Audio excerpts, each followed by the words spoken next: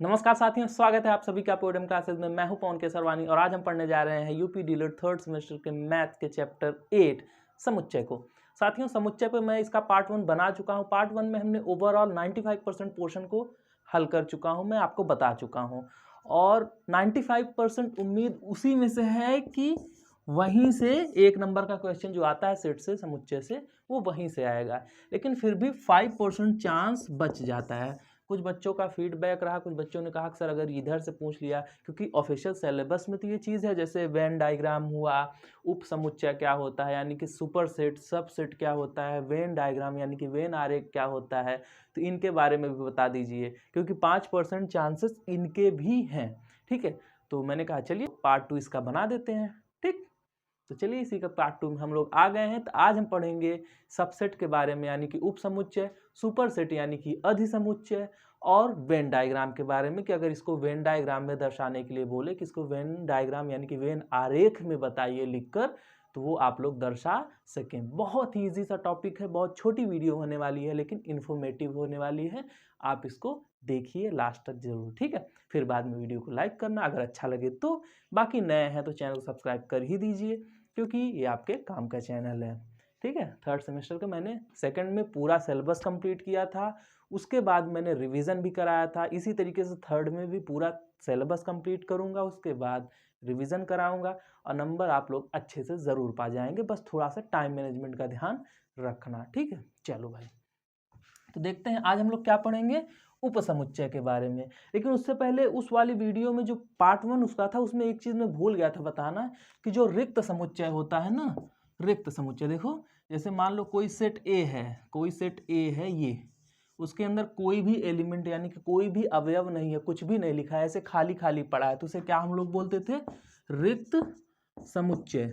रिक्त समुच्चय, ऐसा समुच्चय जिसके अंदर कोई भी अवयव नहीं होता है, वो क्या कहलाता है, रिक्त समुच्चय। अभी मैंने अपने हाथ पर ध्यान दिया कि आज मैंने घड़ी नहीं पहनी हुई है, काफ़ी दिनों से मैं नहीं पहन रहा हूँ घड़ी ना, वरना मैं दिन भर लगाए रहता हूँ, तो इस वजह से हाथ पर रहती, लेकिन काफ़ी दिनों से नहीं पहन रहा हूँ, तो इस वजह से आज वाली वीडियो में भी आपको घड़ी नहीं दिख रही होगी। चलिए देखते हैं। खैर, इधर क्या है, जिस समुच्चय में कोई भी अवयव नहीं होता वो क्या कहलाता है, रिक्त समुच्चय। अंग्रेजी में क्या बोलते हैं, empty, empty set, empty set. कुछ लोग बोलते हैं नल, नल सेट, ठीक है, नल सेट। कुछ लोग बोलते हैं void set, VOID, void set, ठीक है। कुछ भी कहो, रिक्त समुच्चय, empty set, null set, void set, कुछ भी कह सकते हो। तो इससे क्या बोलते हैं, रिक्त समुच्चय। इसको दर्शाते कैसे हैं, यही मैं भूल गया था बताना, ठीक है। इसको या तो ऐसे दर्शा दो, केवल ऐसे खाली खाली कुछ मत लिखो, या तो एक दूसरा तरीका है, उसे फाई से दर्शाते हैं। किससे दर्शाते हैं, फाई से, PHI, फाई से दर्शाते हैं। ये जो चिन्ह होता है ये भी ये किसे दर्शाता है, रिक्त समुच्चय को, ठीक है। तो ये एक पॉइंट बताना मैं भूल गया था। चलो भाई, अब आते हैं अगले टॉपिक, मतलब अगले स्टेप पर। अगला स्टेप क्या है, उप समुच्चय को समझना। उप समुच्चय, उप समुच्चय यानी कि सबसेट और अधिसमुच्चय, अधिसमुच्चय यानी कि सुपर सेट के बारे में जानते हैं, सुपर सेट। देखो भाई, मान लो कि दो समुच्चय हैं। पहला समुच्चय क्या है, ए में क्या है, जैसे मान लो कुछ एलिमेंट रख दो, मैं चलो ABCD रख देता हूँ, ABCDEF, ठीक है। मैं इतने एलिमेंट रख देता हूँ, मार्कर बदल लूँ, हाँ चलो। तो मैंने इतने एलिमेंट्स रख दिया, ABCDEF, इतने एलिमेंट्स मैंने रख दिए। ये हो गया सेट ए। मान लेते हैं सेट बी, दूसरा सेट मान लेते हैं A, B, C, D, ठीक है। तो ये दो सेट यानी कि दो समुच्चय हमारे पास हो गए। अब इसमें क्या होता है, देखो ये जो ध्यान से देखोगे तो आपको पता चलेगा कि सेट ए में यानी कि समुच्चय ए में समुच्चय बी वाले सारे अवयव मौजूद हैं। देखो जैसे समुच्चय बी में क्या है, ए है तो ए इसमें भी है, बी है, बी इसमें भी है, सी अगर यहाँ पे है तो यहाँ सी भी है, यहाँ पे डी है तो यहाँ भी डी है। यानी कि सेट ए यानी कि समुच्चय ए ये वाला जो है, ये ऐसा समुच्चय है जिसके अंदर बी मौजूद है। देखो ABCD, इसके अंदर बी मौजूद है ना, बी वाले चारों चीजें मौजूद है ना। तो ये क्या हो गया, ये हो गया सुपर सेट यानी कि अधिसमुच्चय, ये क्या हो गया सुपर सेट। ये क्या हो गया ए जो हो गया सेट ए यानी कि समुच्चय ए समुच्चय बी का अधिसमुच्चय है यानी कि सुपर सेट है। और ये छोटा है तो इसे क्या बोलेंगे सबसेट, क्या बोलेंगे सबसेट यानी कि उप समुच्चय। ठीक समझ में आया। ये देखो ये इसके अंदर समाया हुआ है यानी कि ये छोटा है, जो छोटा है उसे क्या बोलेंगे उप समुच्चय, अंग्रेजी में सबसेट।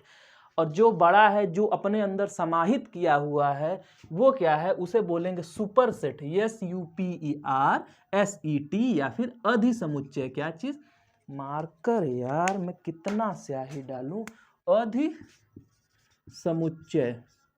ठीक है अधिसमुच्चय। ठीक समझ में सुपर सेट।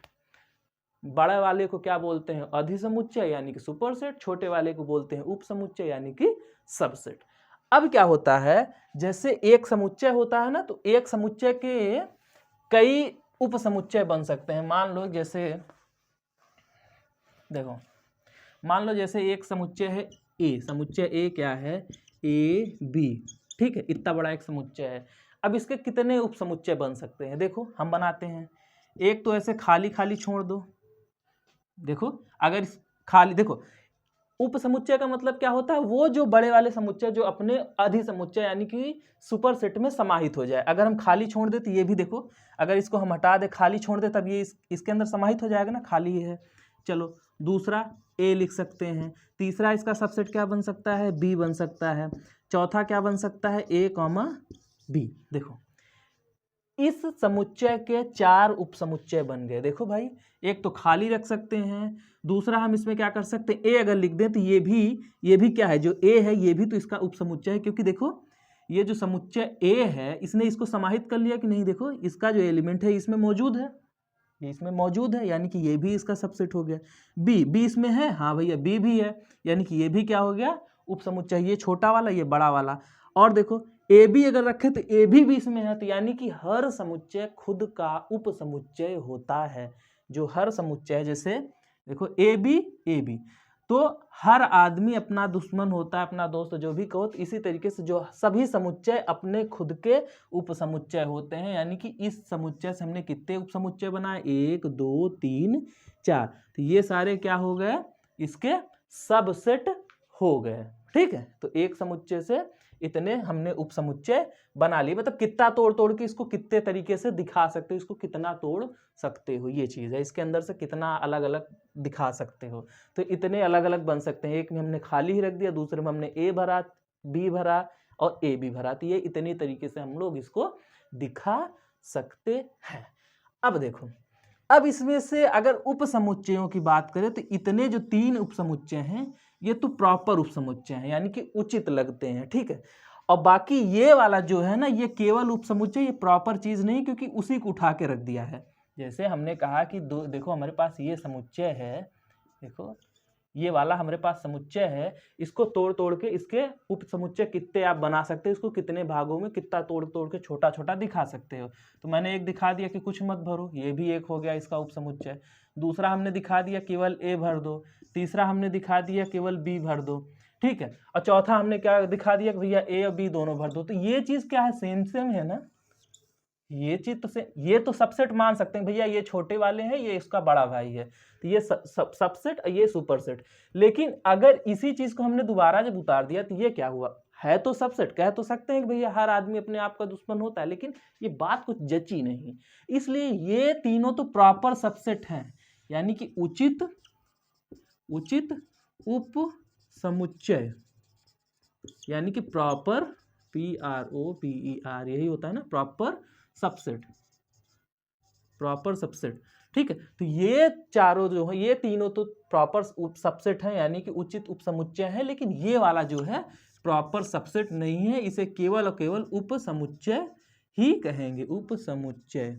ठीक है ये प्रॉपर सबसेट नहीं है। तो यही से तीसरा आता है, एक होता है उपसमुच्चय, दूसरा होता है अधिसमुच्चय और तीसरा क्या होता है प्रॉपर सबसेट या फिर उचित उपसमुच्चय, इसी को बोलते हैं। ये जो तीनों उचित हैं उन्हीं को। ठीक है समझ में आया उचित उपसमुच्चय वाला। चलो भाई अब अगला आ जाते हैं, हम लोग समझ लेते हैं वेन आरेख में कैसे दर्शाएंगे। देखो ये जो मैंने समझा ये आपके समझने के लिए है, ठीक है। हाँ, एक चीज़ और दर्शा देते हैं, इनको दर्शाया कैसे जाता है। देखो जैसे पहले वाले कंडीशन में, यार एक तो मैं बीच बीच में पॉइंट्स जो हैं उसको लिख के नहीं रखता ना, तो बताना भूल जाता हूँ। तो उसको जैसे, हाँ मैंने क्या बताया था, ये हो गया ए में है A B C D E और F, इतना बताया था ना। और दूसरा मैंने सेट B यानी कि समुच्चय B को क्या बताया था, A B C और D। और मैंने क्या बताया था, ये है सुपर सेट और ये क्या है, सबसेट, यानी कि ये अधिसमुच्चय है और ये उपसमुच्चय है। अब इसे दर्शाएंगे कैसे, इसे दिखाएंगे कैसे, इसे क्या लिखेंगे, ए सुपर सेट है यानी कि अधिसमुच्चय है बी का। देखो ऐसे सी की तरह रहेगा, थोड़ा सा लंबा। तो ये क्या है, ये अधिसमुच्चय का चिन्ह है और ये क्या है, उपसमुच्चय का चिन्ह है, ठीक है। सी इधर खुला है यानी कि ये बड़ा है, जिधर बड़ा होता है उधर ही खुला रहता है मुंह। तो ए अधिसमुच्चय है बी का, या फिर अंग्रेजी में बोलो तो A superset B, A is superset of B, ठीक है। या फिर ऐसे लिखो, बी सबसेट है ए का, चाहे जो बात करो। देखो बी सबसेट है, देखो B is a subset of A, या फिर हिंदी में कहो बी उपसमुच्चय ए, या फिर बी उपसमुच्चय है ए का। बात वही है ना भैया, वही तो बता रहे हैं, बी क्या है, उपसमुच्चय। बी उपसमुच्चय है किसका है, ए का। तो वही हमने दर्शा दिया, बी उपसमुच्चय है ए का। जिधर मुंह खुला होता है वही बड़ा होता है। जैसे राम श्याम है, राम बड़ा है श्याम से, लिखो चाहे श्याम छोटा है राम से, बात एक ही है। तो वही है कि राम बड़ा है श्याम से, यानी कि ए बड़ा है बी से, ए इज सुपरसेट ऑफ बी, या फिर श्याम छोटा है राम से। तो वही बात है कि B is subset of A, या फिर बी उपसमुच्चय है ए का, या बी उपसमुच्चय ए, कुछ भी बोलो, ठीक है। इसे क्या बोल सकते हो, उपसमुच्चय है, ठीक है। इसे बोलो चाहे उपसमुच्चय है बोलो, चाहे केवल उपसमुच्चय बोलो, बात एक ही है, दोनों बातें सही हैं, ठीक। तो उपसमुच्चय को कैसे दर्शाते हैं, सी की तरह, और अधिसमुच्चय को कैसे दर्शाते हैं, उल्टा सी की तरह, ठीक। तो चलो ये तो आपको आ गया दर्शाना। अब इसके बाद आते हैं वेन आरेख पे। किस पे आते हैं, वेन डायग्राम पर। कि वेन डायग्राम वाला क्या मामला होता है, कैसे उसमें दर्शाया जाता है। देखो आज वाले में कुछ है नहीं ना, ठीक। अब इसके बाद एक आता है उपसमुच्चयों की संख्या निकालना, उपसमुच्चयों की संख्या निकालना। तो इसका एक सूत्र होता है कि उपसमुच्चयों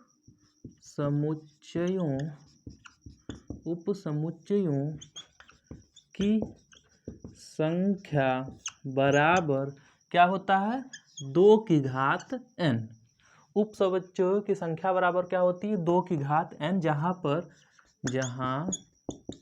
पर n बराबर क्या होती है, अवयवों की संख्या। क्या होता है, अवयवों की संख्या, ठीक है, अवयवों की संख्या। जैसे किसी क्वेश्चन में पूछे कि ये समुच्चय दिया है और इस समुच्चय से कितने उपसमुच्चय बन सकते हैं, तो आप उसमें बस वही सूत्र लगाना है कि 2 की घात n, यानी कि जितने n क्या होता है, जितने एलिमेंट होते हैं, जितने भी अवयव होते हैं। जैसे ये मान लो कि समुच्चय A है, ठीक है, इसमें क्या है, A और B 2 एलिमेंट हैं, तो इसमें कितने उपसमुच्चय बनेंगे, 2 के घात 1 2 एलिमेंट है ना, तो 2 की घात 2, यानी कि 2 दूना 4 इसमें उपसमुच्चय बनेंगे। चलो हम बना के दिखा भी देते हैं। पहला उपसमुच्चय क्या बनेगा, खाली। एक और उपसमुच्चय दूसरा क्या बना देंगे हम, केवल A को डाल देंगे। तीसरा हम लोग क्या बना देंगे, B को। चौथा क्या बनेगा, A, B। तो 1 2 3 4। अब इससे ज़्यादा इसके उपसमुच्चय नहीं बन सकते, यानी कि किसी भी संख्या के किसी भी समुच्चय के उपसमुच्चयों की संख्या कितनी होती है भैया, 2 की घात n, यानी कि 2 की घात n क्या होता है, यही एलिमेंट्स की संख्या। अगर यहीं पे A B C होता, यानी कि ये जो भी एलिमेंट्स है वो कितने हो गए, 3 हो गए, तो 2 की घात 3 कितनी हो, 2 दूना 4 दूनी 8, यानी कि उसके 8 उपसमुच्चय बन जाते। यही जो 4 बने हैं वही 8 उपसमुच्चय बनते, ठीक है। तो ये उपसमुच्चयों की संख्या 2 की घात n है। तथा उचित उपसमुच्चयों की संख्या अगर पूछे कि उचित उप समुच्चयों की संख्या, अगर उचित उप समुच्चयों की संख्या पूछे तो वो क्या होता है 2 की घात n माइनस 1। अरे वही था ना कि जैसे ए और बी में क्या बन रहा था, देखो ए और बी में क्या बन रहा था, खाली बन रहा था, एक में ए फिर बी फिर ए कॉमा बी, यही बन रहे थे ना चार। देखो जब समुच्चयों की संख्या उप समुच्चयों की संख्या पूछ रहा था तो 4, लेकिन जब उचित उप समुच्चयों की संख्या पूछे तो उसमें से एक घट जाता है, वही जो सेम वाला होता है वो उचित नहीं होता है, तो वही एक घटा देते हैं। तो यानी कि जितने उप समुच्चयों की संख्या होती है टोटल में से एक वही सेम वाले को घटा देते हैं, तो वो हो जाती है उचित उप समुच्चयों की संख्या। ये भी आपसे पूछा जा सकता है, ठीक है। तो इसका आप लोग ध्यान रखना। उप समुच्चयों की संख्या कितनी है 2 की घात n, और उचित उप समुच्चयों की संख्या पूछे तो 2 की घात n, और उसमें से एक वही लास्ट वाला घटा देना जो सेम होता है। जैसे ए कॉमा बी में ए कॉमा बी भी एक तरीके का खुद का हर समुच्चय जो होता है अपने आप का उप समुच्चय होता है ना, तो वही एक को घटा देते हैं तो हमारे पास उचित उप समुच्चयों की संख्या आ जाती है, ठीक है। चलो अब आते हैं नेक्स्ट वेन आरेख पे, ठीक है। चलो अब चलो वेन आरेख, वेन आरेख, आरेख, चलो इसको अंग्रेजी में क्या होता है, वेन, DIAGRAM, वेन डायग्राम या वेन आरेख, ये हो गया हिंदी अंग्रेजी। अब जैसे मान लो कि कोई समुच्चय है 1 2 3 4, अरे इसको मझले कोष्ठक में रख लो, ये समुच्चय है, ठीक है, एक कोई समुच्चय है, इसको कह रहा है कि वेन आरेख में दर्शाइए। तो चलिए भाई कैसे वेन आरेख में दर्शाते हैं। वेन आरेख मतलब ऐसे वृत्त बना लो, क्या बना लो, एक वृत्त बना लो, उसमें 4 संख्याएं कह रही ना, तो ऐसे ही लिख दो कौन कौन सी संख्याएं 1 2 3 4, बस हो गया, वेन आरेख में हमने दर्शा दिया। यही कहेगा कि ये समुच्चय है, इसको वेन आरेख में दर्शाइए। तो कुछ नहीं, बस एक ठो इसे वृत्त बना दो, ये गोला, अब वृत्त बना के उसी में चारों संख्या कहीं भी लिख दो, आपका मर्जी है। मैंने यहाँ लिखा है 3 तो 1 3 2 4 कुछ भी, क्योंकि हमने बताया ना कि समुच्चय में क्रम को बदलने से कोई फर्क नहीं पड़ता। जैसे 1 2 3 4 लिखा है तो 1 4 2 3 कुछ भी लिख सकते हो, कोई फर्क नहीं पड़ता, किसी को भी आगे पीछे कर सकते हो। तो गोले में कहीं भी कुछ भी लिख दो। तो ये हो गया वेन आरेख में हमने इसको दर्शा दिया। चलो भाई अब क्या होता है, मान लो कि जैसे लिखा है ए सब, एक मान लो एक है 1 2 3 4 5, ठीक है, ये हो गया एक समुच्चय। दूसरा समुच्चय क्या है बी, बी में क्या है 1 2 6 8, ये हो गया दूसरा समुच्चय। हाँ अब इसी का क्या बोला, A union B, A union B बताया था ना पिछली वीडियो में, ए यूनियन बी निकाल दिया। तो ए यूनियन बी क्या आएगा, इसका संघ क्या आएगा 1 2 3 4 5। देखो यूनियन का मतलब क्या है, दोनों को मिला दो, दो अलग अलग पार्टियां हैं घराती बराती, और दोनों जब मिलेंगे तो क्या लिखा जाएगा। तो पहले हमने घराती को पूरा उतार लिया 1 2 3 4 5, अब उसमें देख लेते हैं बरातियों को भी मिला देते हैं। तो ए पहले से है उसको दोबारा नहीं लिखेंगे, 2 पहले से भी है नहीं लिखेंगे, 6 नहीं है तो उसे लिख लेंगे, 7 है ही नहीं, 8 है तो ऐसे 8 उतार लो, ठीक है। मैंने बताया है ना कि समुच्चय में कभी भी कोई भी संख्या को रिपीट नहीं करते, किसी भी एलिमेंट को, किसी भी अवयव को रिपीट नहीं करते हैं। तो वही हमने किया कि किसी को रिपीट नहीं करेंगे। तो 1 2 3 4 5 यहाँ तक लिखा था, उसके बाद फिर 1 था तो दोबारा हमने नहीं लिखा, 2 था 2 भी फिर नहीं लिखे, 6 नहीं था 6 लिख लिया, फिर 8 उतार लिया। तो ये हो गया ए यूनियन बी। अब अगर कहे कि ए यूनियन बी बराबर इसे, यानी कि ये जो है इसे ए यूनियन बी को, ये ए यूनियन बी को क्या करो कि आप हमको वेन आरेख के रूप में दर्शाओ, तो दर्शाते हैं। वेन आरेख मतलब ऐसे ही वृत्त बना लो। चलो भाई तो पहले हमारे पास क्या है ए है, तो ऐसे ए लिख लो, एक गोला ए के लिए और दूसरा हमारे पास बी है तो एक गोला बी के लिए, ऐसे ही लिख लो, बीच में मिल जाए दोनों गोले कि कौन कौन से जो भी चीज़ें कॉमन रहेगी उसे बीच में लिख लेते हैं। अब देखो 1 2 3 4 5, ठीक है, 1 2 3 4 5। तो इसमें ध्यान देना कि 1 और 2 1 और 2, देखो 1 2 1 2 1 2 ये कहाँ है, दोनों में है ना भाई, देखो 1 2 यहाँ भी है 1 2 यहाँ भी है, तो 1 और 2 यहाँ लिखेंगे। जो चीज़ कॉमन है देखो ये गोला, ये एक दो ऐसी जगह पे है कि इधर भी इस गोले के अंदर भी है और इस गोले के अंदर भी है, तो ये जो कॉमन वाली चीज़ें हैं यहाँ भी लिख दिया। बाकी क्या है 3 4 5, तो ए में क्या है 3 4 5 कहीं भी लिख दो, ठीक है, ये ए है, सेट ए है।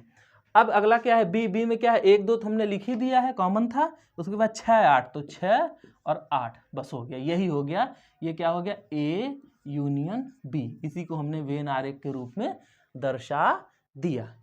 ठीक, जो कॉमन वाली चीज़ है उसको बीच में लिख दिया और बाकी जो बची थी सेट ए में, मतलब गोला ए में ये था, ये बी वाला गोला है तो बी में हमने ये लिख दिया, यही है ए यूनियन बी, वेन आरेख में हमने दर्शा दिया। अब एक चीज़ और आती है, इसमें क्या आएगा जानते हैं, यूनियन में देखो ऐसे तो आपने गोला दर्शा दिया, एकदम आसान है। उसके बाद इसमें आता है शेडिंग करने के लिए, क्या करने के लिए, शेडिंग, SHADING, शेड जिसे बोलते हैं छायांकित करना, हिंदी में होता है ना छायांकित करिए, तो इसे हम छायांकित करना है। तो जब यूनियन निकालते हो तो उसमें ऐसे ऐसे पूरा पूरा छायांकित कर देते हैं, ठीक है। यूनियन यानी कि सब पूरे बाराती घराती जो हैं सबके लिए एक ही तरीके का खाना है, सब आपस में मिल गए हैं, ये हो गया। इसी तरीके से ऐसे छायांकित, मतलब ऐसे कलर कर देते हैं। आपके पास स्केच पेन हो तो रंग देना, मेरे पास अब ये है, बस ऐसे ही 4 लाइन खींच दिया तो वो हो गया कि मानो इसको पूरा रंग दिए, ठीक। तो ये हो गया ए यूनियन बी। ऐसे ही गोला बना के सब कर लेना, बाद में छायांकित करना है तो यूनियन में पूरा गोला कर लो। अब देखो इसके बाद क्या आता है, इसी प्रश्न में अगर बोले इंटरसेक्शन निकालने को, रुक जाओ मार्कर फिर से बदल दिया, चौथा मार्कर है, ए क्या है 1 2 3 4 5, ठीक है। अब बी क्या है, मान लो 1 2 3 8 9, ये मान लो। अब क्या कहे, अगर दूसरे कंडीशन में क्या बोले, ए इंटरसेक्शन बी अगर कहे तो इंटरसेक्शन क्या होता है, वो एलिमेंट, वो अवयव जो कॉमन होते हैं वही इंटरसेक्शन में आते हैं। तो सार्वनिष्ठ जिसे बोलते हैं ना, सार्वनिष्ठ मतलब जो सब जगह हो, जो हर जगह जिसकी निष्ठा हो, मतलब जो हर जगह रहता हो। तो एक यहाँ भी है, एक यहाँ भी है, तो एक उतार लिए। 2 यहाँ है, 2 यहाँ है, तो 2 उतार लिए।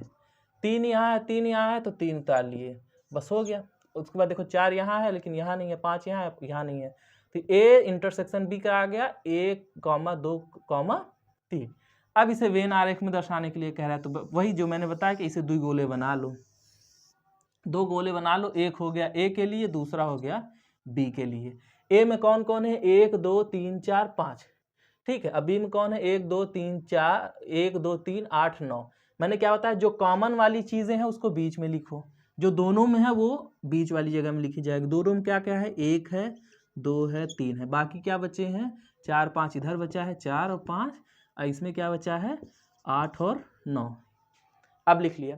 अब यहाँ पे खेल होगा कि सर जी ये तो यूनियन इंटरसेक्शन आपने एक ही जैसा लिख दिया, जबकि यूनियन में क्या होता है कि सब मिला के लिखे जाते हैं। इंटरसेक्शन यानी कि इसमें क्या होता है, जो भी कॉमन वाली चीज़ होती है ये लिखा जाता है, लेकिन गोला तो आपने सेम बना दिया, कुछ अंतर ही नहीं रखा।